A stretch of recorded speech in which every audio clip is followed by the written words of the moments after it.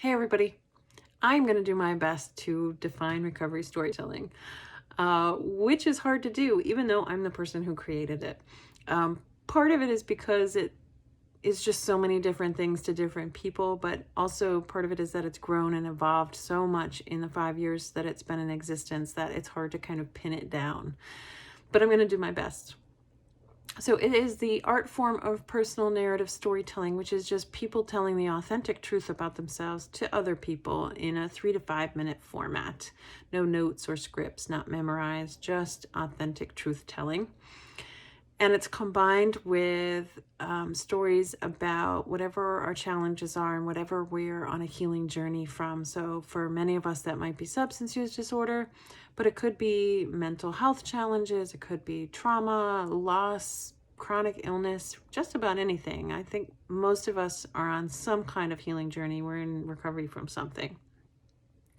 And in recovery storytelling, it's typically an 8-hour workshop, and we take this creative framework of personal narrative storytelling, and we go back into the past and look at some of the experiences that we've had, and we get to retell the story to ourselves.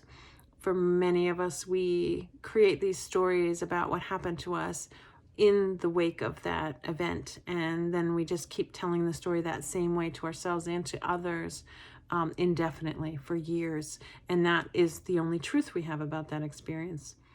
When we go back and look at it again within this sort of creative lens, we get to rewrite the story from today, from who we are today, and that often uncovers a much deeper truth and more greater meaning for us as we reflect on those stories. And what that also does is it helps uncover an emotional truth. And when we tell stories from a place of emotional truth, it's much more relatable, and people are much more able to connect and empathize and